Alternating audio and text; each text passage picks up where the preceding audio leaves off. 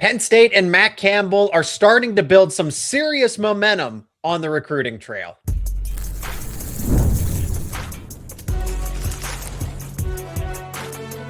You are Locked On College Crossover, part of the Locked On Podcast Network.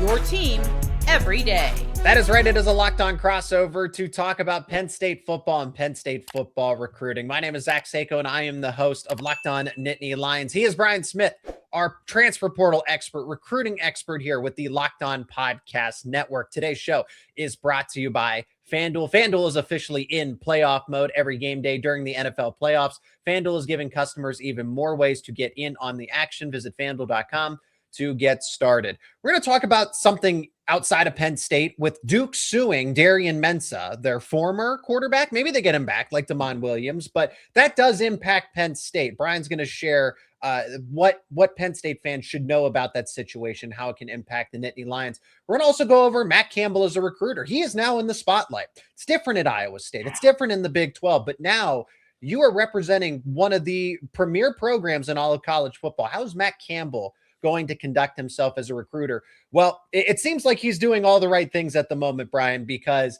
Penn State is building momentum, which could in turn getting some recommitments from five-star running back Kemon Spell, four-star wide receiver Khalil Taylor, and four-star defensive back linebacker, hybrid superstar defender Gabe Jenkins, all out of the state of Pennsylvania. I like what I'm seeing so far with the latest news with Penn State recruiting. I was really curious how much they would hit the ground running in Ohio, Pennsylvania, Connecticut, New York, New Jersey, Maryland, Virginia, West Virginia. Those are the states that are still the key to the Nittany Lions. And I understand that Matt's originally from Ohio, but he spent so much time in Iowa. He's probably recruited Texas, Chicago, those areas west of his normal turf for Penn State 10 times more. Like, they just don't recruit that far away at Iowa State. So I think this is a good sign. He's not been stubborn, if you will, to recruit the obvious areas. And if you want to go get a couple kids from Iowa or Texas, whatever, that's fine. But over 50% of their class should come from that base pretty much every year. And they're not only just bringing in kids or having some buzz with players, they're the elite kids in the greater New Jersey, PA area. Yep. That's even better news for Penn State because it's a very high-end class right out of the gate. In 2027, especially in PA, he needs to do well. And Penn State could take possibly, maybe I won't go as far to say what West Virginia did in this 2026 class, but the anticipation should be that the Nittany Lions will get 35 commitments in the class of 2027 because there's a need for it, but also the talent in 2027 I think is insane, especially with the local proximity that you mentioned. You got to continue to dominate the state with Pennsylvania, continue to branch into New Jersey, while also capitalizing on what Matt Campbell and his staff have been able to build over the Midwest. So that's Ohio, that's Iowa, that's pick a state, honestly, because that's where they had to recruit out of Iowa State. So you're going to carry those connections with you to Penn State. So why not capitalize on all the geographical benefits here? Brian, let's focus on what it would mean for Penn State to get possibly any of them, Kemon Spell, Khalil Taylor, and or Gabe Jenkins. One is good. Two is great. Three absolutely knocks it out of the ballpark. My focus, if I'm Matt Campbell, is Kemon Spell because he basically sets the foundation. Top 10 player in the country, number one overall running back consensus. Notre Dame, of course, with J1 Siders targeting him, Georgia, USC, Ohio State. We've seen how this recruitment has unfolded. But for Penn State to potentially land a recommitment here when Matt Campbell had no previous connections to him, same thing with Savon Huggins, the new running backs coach, kind of says that tells us a lot that, okay, Penn State, it wasn't just a James Franklin thing.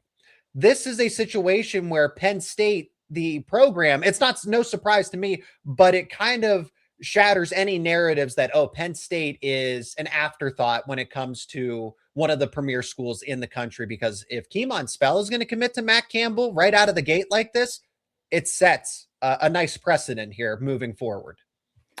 It would do wonders for Penn State to get Khalil Taylor to get Spell or any of those guys because it will get eyes on them.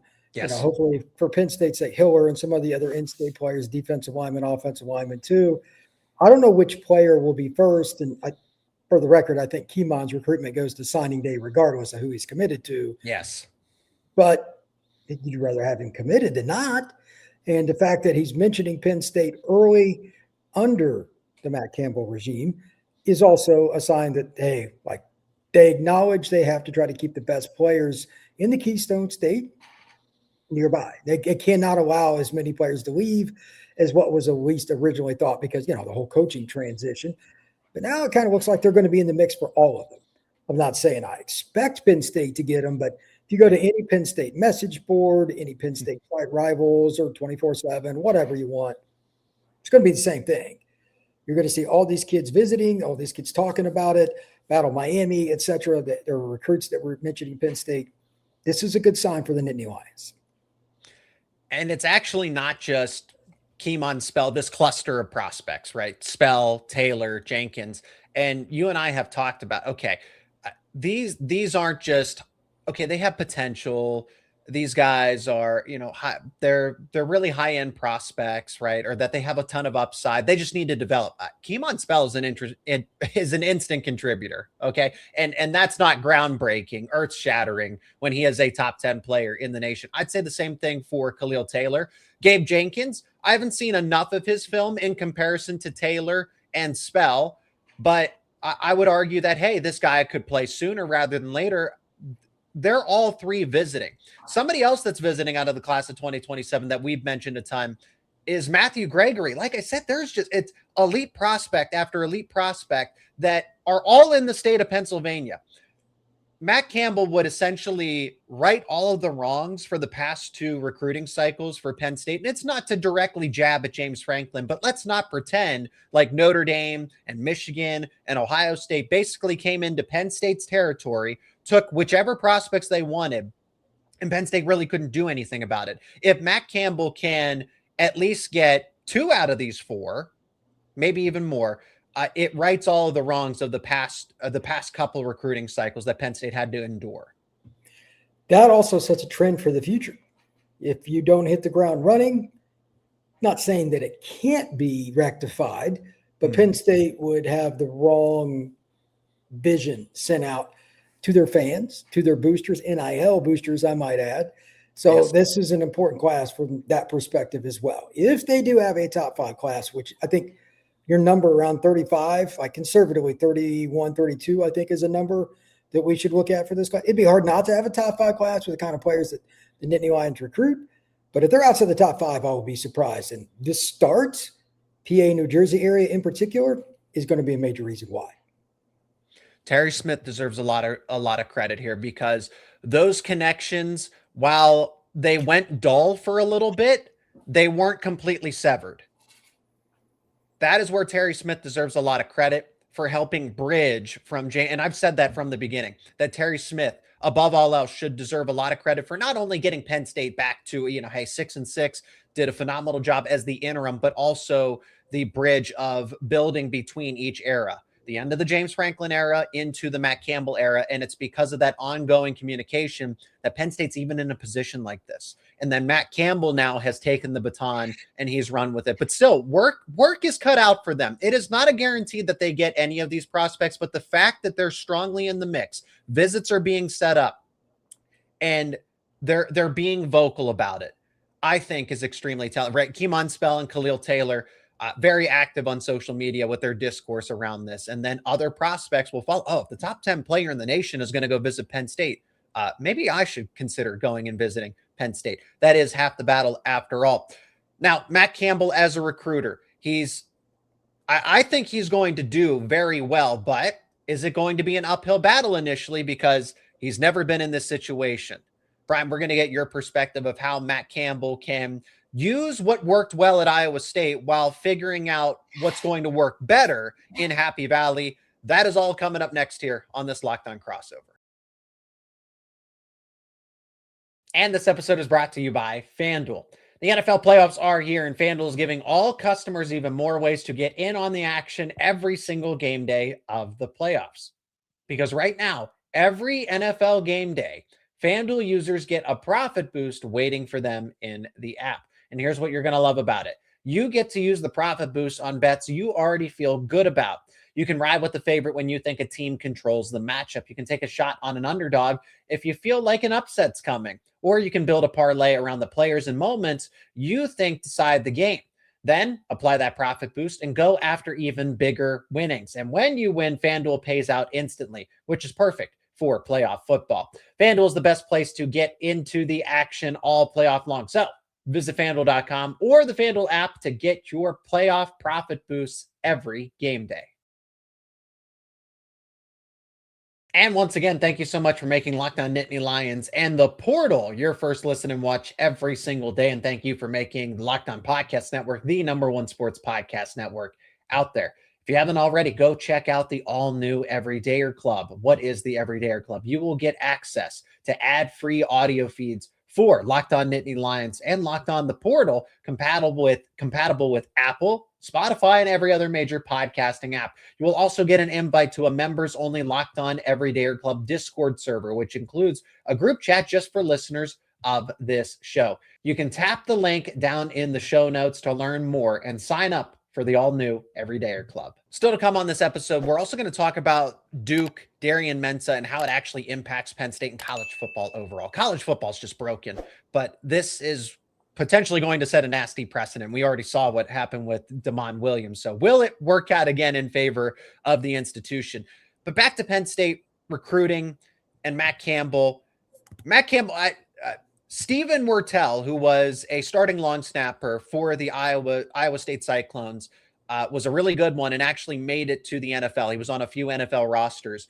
Talked about how Matt Campbell is a really good recruiter, but he didn't say this, but I could, you want to read in between the lines. He talked about how Matt Campbell operates, but remember what kind of game you're playing here when it comes to recruiting. Iowa State is not the most appealing place to be at. Ames, Iowa is not the most, and Iowa State didn't have all of this NIL money floating around, right? So that was an uphill battle.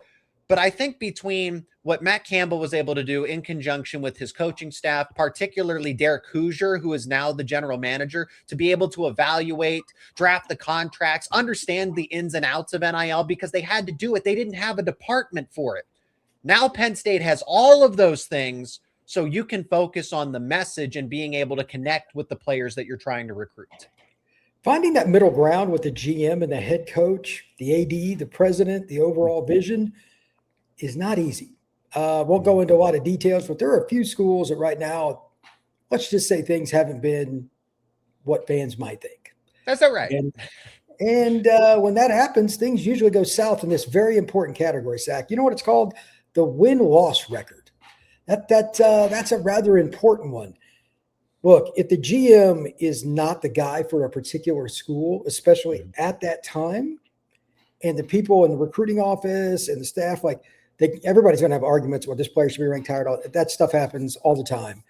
But if you can't have a basic vision, like how much money you're going to spend on offense, defense, different things, and if you don't get that, your program can go into the toilet really fast. I'm curious to see how Penn State, again, like you said, no offense to Campbell, but Iowa State's budget, Iowa State's expectations, Iowa State being in the Big 12 compared to the Big 10, different part of the country, all of those little things really aren't little. And then you're just compounding them. And Campbell and his entire staff, because he brought so many from Iowa State, the players included, they all got to go through this. Contracts, the players that transferred in, the new recruits. That is a lot of minutia, man, because they're trying to put together a playbook for the new guys, for them, and vice versa. I can't imagine what being the GM or anybody associated with that is like right now in Happy Valley. I think the struggle makes the person, in this instance, the coach. So you had to do all this extracurricular, ordeals to get somebody to commit to Iowa State for the most part, right? In terms of scouting, player development, personal connection, because there were no other ways to really leverage Iowa State. Yes, there are still people that are going to say, hey, you know what? I like the appeal of Ames, Iowa. It just works for me. It fits for me. Okay. Same can be said for Penn State, but now you just have overall more leverage. It's easier to pitch. 100,000 fans plus every single weekend. It's easier to pitch a top 10 financial program in the entire country versus, I mean, Iowa State, are they even top 50 in terms of overall financial value? That's not what this debate is about. But the fact that Matt Campbell had to go through those obstacles to begin with sets him up nicely to where it's going to be easier for him. But Brian, I'm curious to get your perspective on how it actually unfolds, because it's easy for us to sit back and say, oh, well, he has more NIL money and the facilities are better and there's 107,000 fans, right? But what does it actually look like when it comes to pitching conversations? And it's also, you're dealing with 5 stars on a routine basis. You have to recruit on a more nationalized scale. How is Matt Campbell going to do in California? And I know there are going to be assistant coaches that help bridge that, right? With Danton Lim, Ikaika Malloy, but still, he's got to be the glue that puts it all together. So how does Campbell go from just primarily focusing on the Midwest to really branching out and going all corners across the map? Biggest thing he can do is something he's doing right now already, and that's trying to get the local kids early. 2 reasons. Number one, you don't want to waste your time just in one spot. If you're going to branch out and recruit Seattle, Tucson, San Antonio, Miami, etc., it's a lot of time. You need to get some of the kids that probably grew up rooting for Penn State, or at least a lot of their friends and family did. You need to get some of those locked up. And then on top of that, once you kind of brought this up earlier, hey, Khalil Taylor, or insert player name. Anybody, yeah. Yeah. If they're going there, I need to at least look.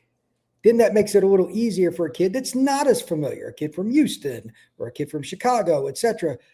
You have a better shot if you have some of those local guys. So I'm not sure which players will commit first. I mean, that will take care of itself in the next month or two with junior days and all that. But I do know one thing.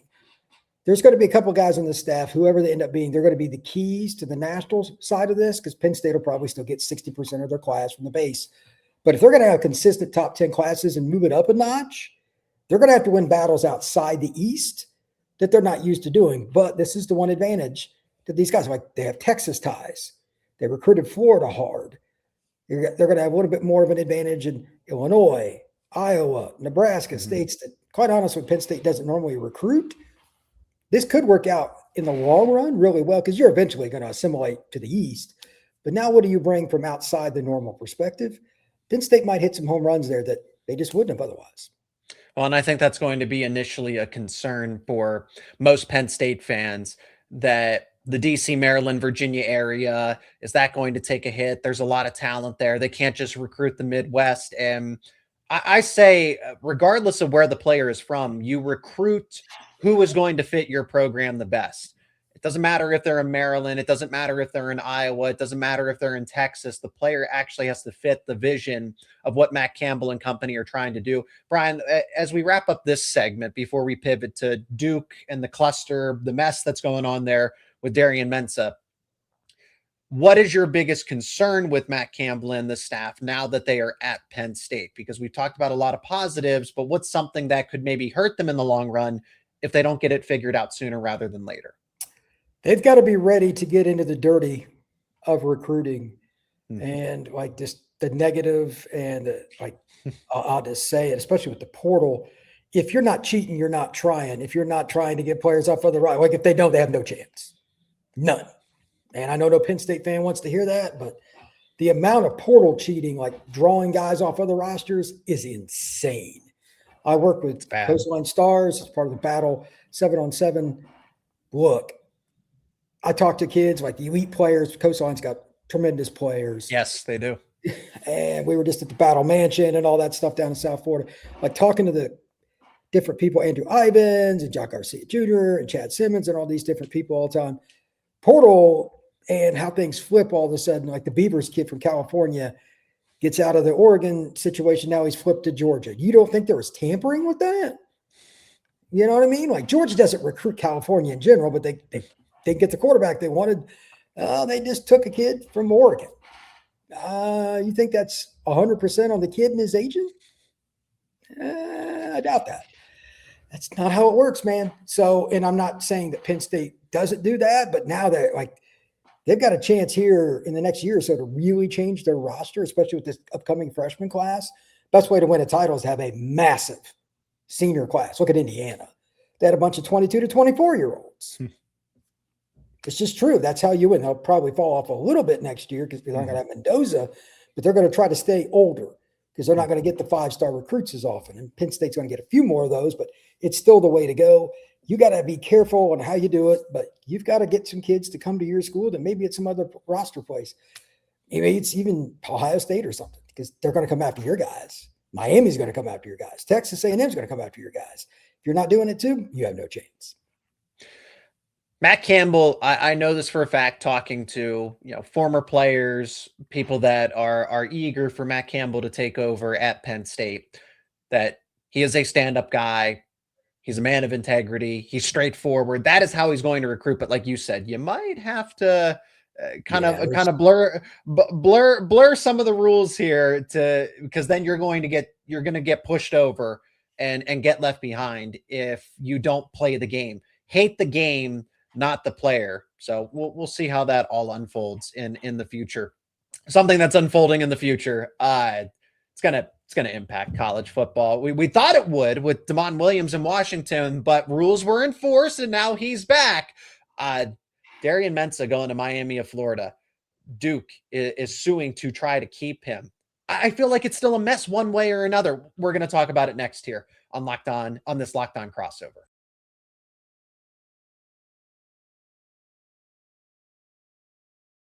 College football is broken. There are no rules. It is truly the wild, wild west. We don't just say that to just paint a picture. It is bad. It is bad, and there needs to be some sort of enforcement. So I kind of hope something materializes. I hope the hammer drops or that it's forced to, so that you get some sort of order when it comes to this sport. That it's just free agency. Players can get taken off of any roster. We're going to get into all of it here. Brian, your take, though, on Darian Mensah being poached by Miami because they're desperate for a quarterback. They missed out on all their other transfer portal targets because LSU was looking for a QB. Kemon Williams never entered the portal. So Miami loses Carson Beck, and they're willing to say, all right, we're going to spend an extra $2-3 million and go and overspend for somebody because we can. And it comes in the form of Darian Mensah. It could be anybody.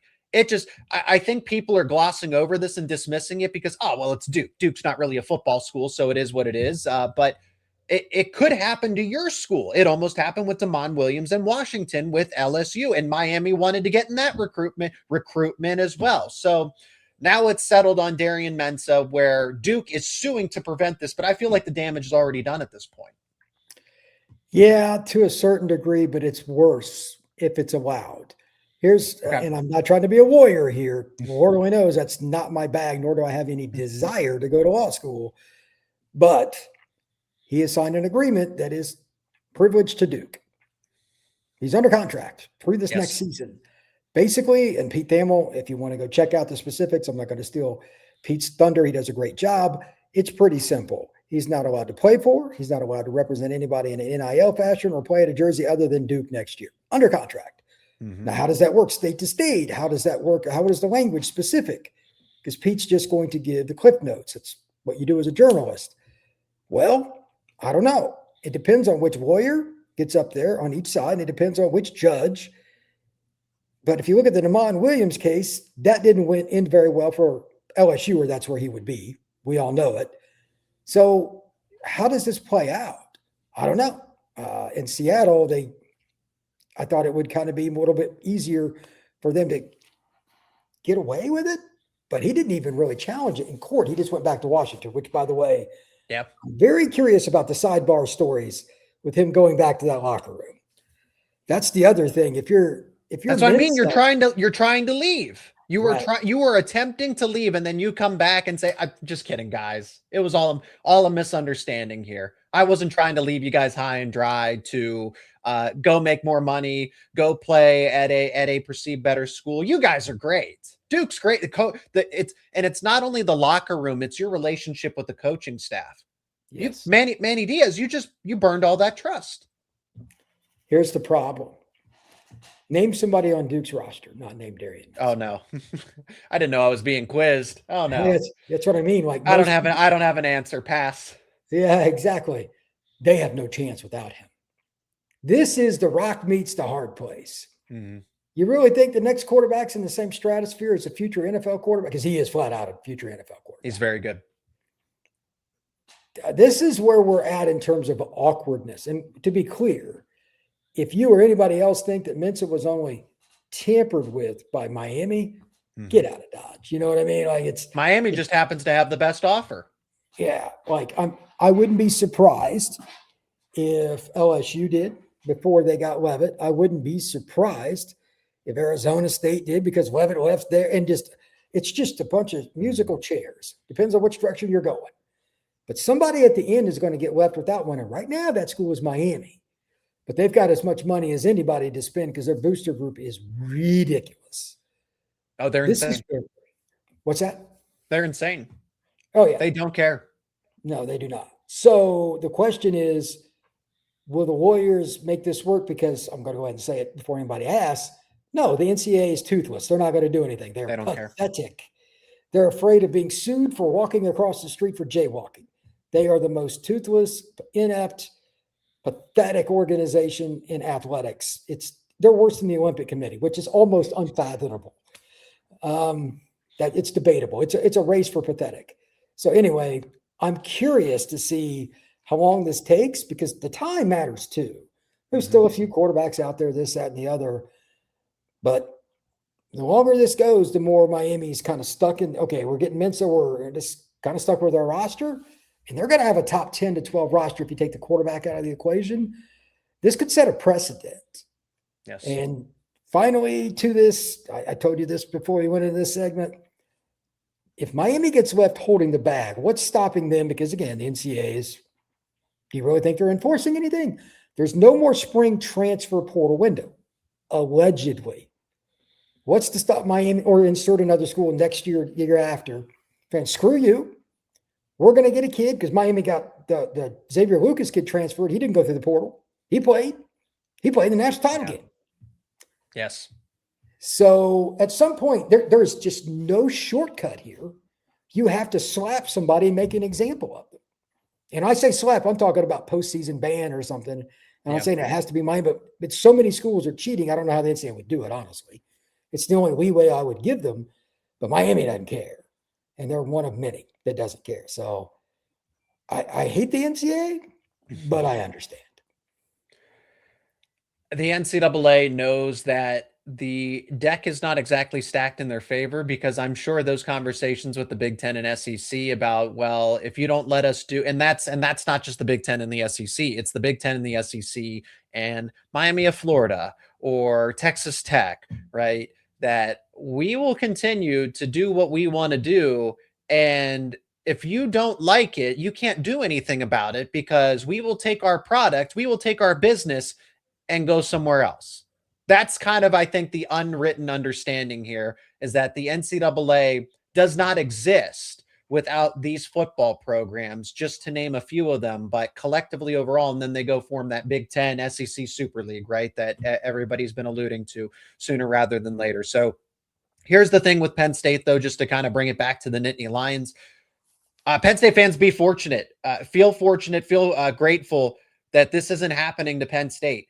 And people would probably make jokes and say, well, you know, I wish some of those Penn State players would have been poached or whatever. You know, I didn't want them, right? Because I know whether it would be Drew Aller or something like that. But imagine going into the 2025 season. I know hindsight's 2020, and it sounds it'll sound hilarious or ironic to kind of mention it.